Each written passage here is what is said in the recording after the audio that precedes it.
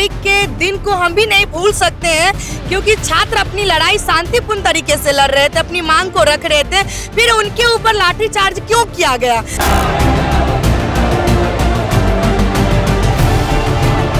हम सभी के ऊपर लाठियां तोड़ी गई थी, ये किसी से छुपी हुई थोड़ी है। ये स्वीटी शराबत को इसका खामियाजा भुगतना पड़ेगा। वीर तुम बढ़े चलो, धीर तुम बढ़े चलो, सामने पहाड़ हो, सिंह सी दहाड़ हो, तुम निडर हटो नहीं, तुम निडर डटो वही। 15-15 पुलिस की फोर्स जाती है सिर्फ प्रियंका झा को उठाने के लिए हॉस्पिटल के अंदर।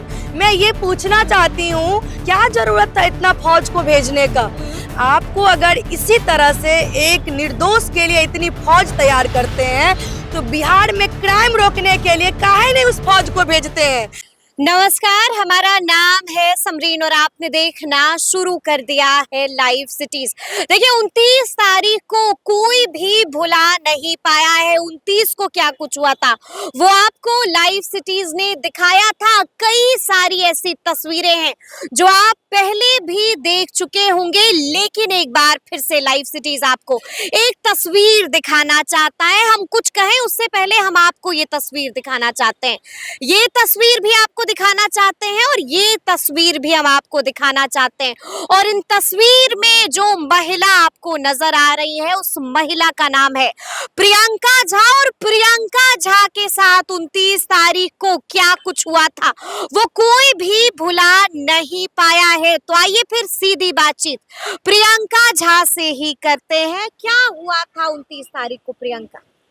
29 तारीख को जो हमारे छात्रों की जो मुद्दा थी री एग्जाम को लेकर के, उसी पे हम लोग अपनी लड़ाई लड़ रहे थे शांतिपूर्ण तरीके से। आप देखे भी होंगे कि गोलंबर के पास एक सत्याग्रह की तरह हम लोग जमीन पे बैठ करके अपनी बात को रख रहे थे, लेकिन अचानक से पता नहीं किसकी इशारा समझे जो लाठियां बरसाई गई, कुत्ते की तरह घसीटा गया है। और एक तरफ जहां बिहार सरकार की प्रशासन कहते हैं कि लाठियां भी नहीं चली है, स्वीटी शराबत खुद कहती हैं कि कहीं भी लाठियां चार्ज नहीं हुई, और आप ये वीडियो के माध्यम से हल्का बल प्रयोग हुआ है, तो वो हल्का बल प्रयोग था। तो वही आपने लाठियां भी खाई हैं, आपने डंडे भी खाए हैं, तो सीधा सवाल मेरा आपसे, वाकई में हल्का बल प्रयोग था? ये तो पूरा देश देख रहा है, ये जवाब मैं नहीं, ये तो देश देख के जवाब दे रहा है कि किस तरीके से कुत्ते की तरह घसीटा गया था एक लड़की को, और किस तरीके से उसके ऊपर, हमारे ऊपर नहीं हम सभी के ऊपर लाठियां तोड़ी गई थी। ये किसी से छुपी हुई थोड़ी है, लाठियां तोड़ी गई थी। जी बिल्कुल, ये स्वीटी शराबत को इसका खामियाजा भुगतना पड़ेगा। ये जिस तरीके से वर्दी का रुआब अपनी छात्रों के ऊपर दिखाने का काम किया है, एक सोशल एक्टिविस्ट के ऊपर दिखाने का काम किया है, उनको इसका खामियाजा तो भुगतना पड़ेगा, खामियाजा भुगतना पड़ेगा। बिल्कुल। अच्छा एक बात बताइए, लेकिन आप पर भी कई तरह के आरोप लगाए जा रहे हैं, आप पर कहा जा रहा है, लगातार आरोप लगाए जा रहे हैं कि आप तो अभ्यर्थी नहीं थी ना, आपने तो परीक्षा नहीं दी थी ना, तो फिर आप क्यों वहां पर आई थी? सिर्फ चेहरा चमकाने के लिए प्रियंका झा वहां पर पहुंच गई? समरीन जी, सबसे पहली बात इस क्वेश्चन के लिए कि आपको मैं धन्यवाद देना चाहती हूँ कि आपने मुझसे ये क्वेश्चन की।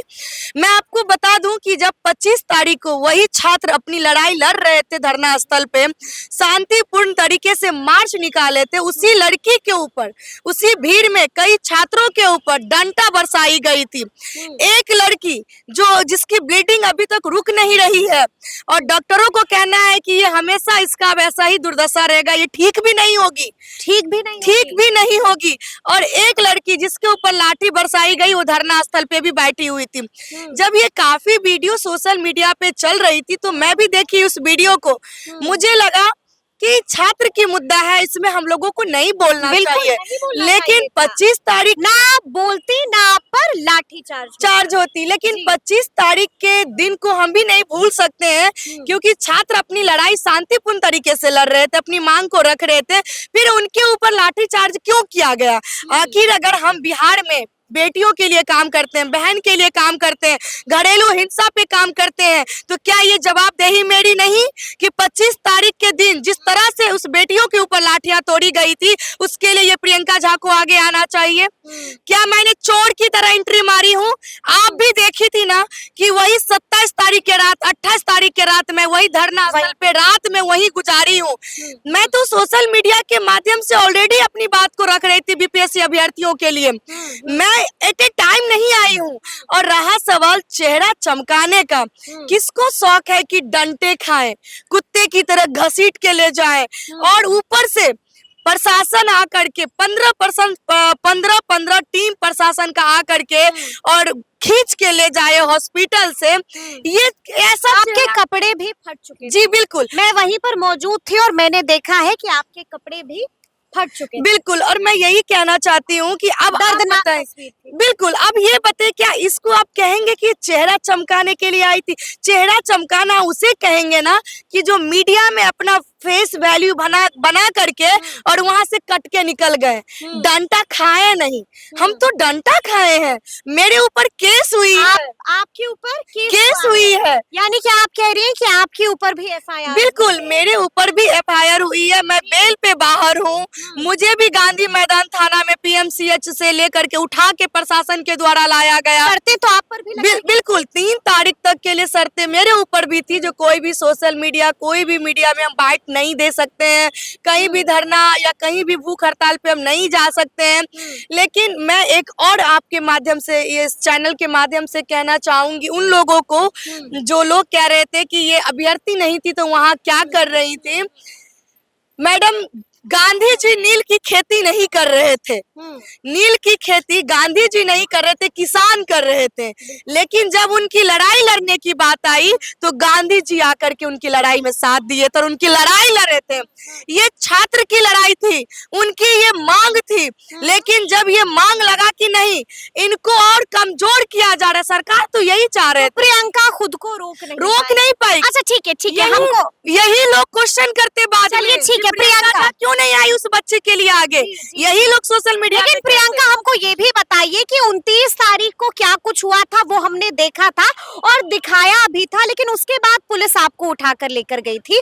उसके बाद क्या कुछ घटा आपके साथ, उसके बारे में भी थोड़ा सा बताइए। बिल्कुल, जब मैं हॉस्पिटल में एडमिट हुई और एडमिट होने के बाद 1 बजे दिन में हम डिस्चार्ज हुए नेक्स्ट डे, और वहीं पे गांधी मैदान पप्पू यादव भी आपको देखने आए थे? सारे लोग आए, प्रशांत किशोर भी आए थे? बिल्कुल सारे लोग आए थे। पप्पू यादव जी आए थे, प्रशांत किशोर सर आए थे, आईपीएस आनंद मिश्रा सर आए थे, सभी लोग आए। गांधी मैदान पप्पू यादव भी आपको देखने आए थे? सारे लोग आए, प्रशांत किशोर भी आए थे? बिल्कुल सारे लोग आए थे। पप्पू यादव जी आए थे, प्रशांत किशोर सर आए थे, आईपीएस आनंद मिश्रा सर आए थे, सभी लोग आए थे। जो जिन जिन लोगों को पता चला कि इस तरह से हुई है, हॉस्पिटल में पहुंच करके सबके बारे में जानकारी लिए। उन्होंने अच्छा भी लगा कि हम लोग अकेले नहीं हैं। लेकिन मैं बस इतना कहूंगी कि ये जो पुलिसिया तंत्र है ना, इनको इस्तेमाल युवाओं के भविष्य पे नहीं करना चाहिए था।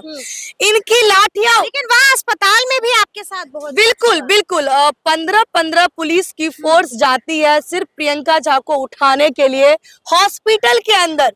मैं ये पूछना चाहती हूँ सरकार से, और तो आप कहीं भागने वाली थी क्या वहीं से? वही चीज तो, आखिर प्रियंका झा ने क्या गुनाह कर ली थी? कोई क्रिमिनल, कहीं पे कोई केस में कहीं नाम जो मैंने ऐसा मतलब कुछ किया हूँ ताकि प्रशासन को लगा कि ये बहुत बड़ी आतंकवादी है, या कोई ऐसा मामला को मैंने अंजाम दिया था जिसके कारण एक रेपिस्ट को जैसे लोग गिरफ्तार करने नहीं पहुंचते उतने प्रशासन, उससे ज्यादा प्रशासन हमें अरेस्ट करने के लिए पहुंचे थे। तो नोक-झोंक भी हुई थी बहुत ज्यादा मेरे साथ हॉस्पिटल के अंदर भी दुर्व्यवहार हुआ उन लोगों के द्वारा। अस्पताल के अंदर भी दुर्व्यवहार? बिल्कुल, वो लाइव चल रहा है, आप लाइव देख सकती हैं। तो मैं यही पूछना चाहती हूँ कि क्या जरूरत था इतना फौज को भेजने का? आपको अगर इसी तरह से एक निर्दोष के लिए इतनी फौज तैयार करते हैं तो बिहार में क्राइम रोकने के लिए काहे नहीं उस फौज को भेजते हैं? शराबबंदी के लिए काहे नहीं उस फौज को भेजते हैं? बालू माफिया के लिए काहे नहीं उस फौज को भेजते हैं? चलिए ठीक है, काहे नहीं फौज को भेजते हैं, ये तो एक प्रश्न। लेकिन एक निर्दोष बेटी को, एक निर्दोष बहन को उठा उठाने के लिए इतनी पूरी सोच आ जाती फौज को तैयार करके लेकिन भेजते हैं। प्रियंका एक बात बताइए, आपको मालूम है, देखिए इस वक्त हम पटना के गांधी मैदान में ही मौजूद हैं और यहाँ पर लगातार 4 दिनों से आमरण अनशन पर बैठे हुए हैं प्रशांत किशोर। इनके बारे में क्या राय है आपकी? ये हमारे बिहार के दूसरा गांधी हैं।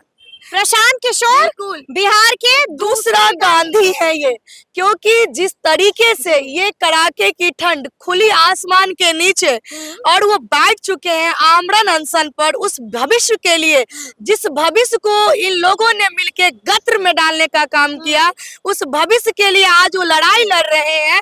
तो वो तो हमारा दूसरा गांधी है जो सत्याग्रह कर रहे हैं। रहमांशु सर भी पहुंच गए बिल्कुल हैं। बिल्कुल, जो वही सर लोग हैं जो इस लड़ाई को जिंदा रखे हैं।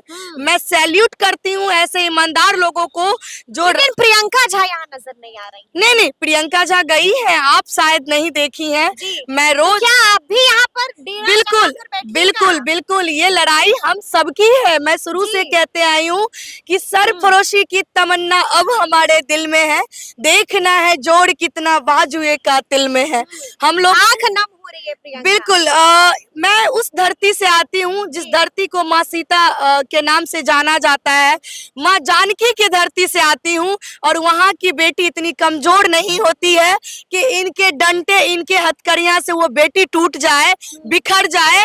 मुझे और हिम्मत मिली है और मैं इनको जवाब दूंगी, हर लाठियों का जवाब ये युवा देगा। अभी भी लाठी डंडे खाने को तैयार है, नहीं बिल्कुल हम डरते अभी नहीं नहीं हैं। डरी है बिल्कुल भी नहीं डरते हैं और इनकी लाठी में वो ताकत नहीं कि मुझे मेरे हौसलों को ये लोग तोड़ दे। लाठी में ही ताकत नहीं है कि बिल्कुल। प्रियंका झा के हौसलों को तोड़ दे। आखिरी सवाल है प्रियंका मेरा, मुख्यमंत्री जी क्यों नहीं कोई एक्शन ले रहे हैं?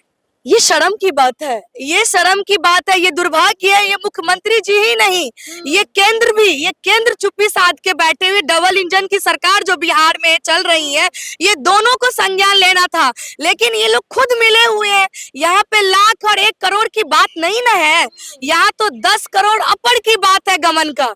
तो ये लोग शांति बैठ करके कुंभकर्ण की नींद में ये लोग सो रहे हैं। आगे आगे क्या क्या होगा? देखिए, यही कह रहे हैं कि बिहार में ये लोग प्रगति यात्रा निकाल रहे हैं महिला संवाद के लिए और एक तरफ ये लोग बेटियों के ऊपर किस तरह लाठी से डंडे लाठी डंडे और दुर्गति कर रहे हैं बेटियों को। आगे क्या होगा प्रियंका? मैं आगे बस इतना ही कहूंगी, जीत मिलेगी कि नहीं मिलेगी? बिल्कुल मैं कहूंगी कि वीर तुम बढ़े चलो, धीर तुम बढ़े चलो, सामने पहाड़ हो, सिंह सी दहाड़ हो, तुम निडर हटो नहीं, तुम निडर डटो वहीं, वीर तुम बढ़े चलो, धीर तुम बढ़े चलो।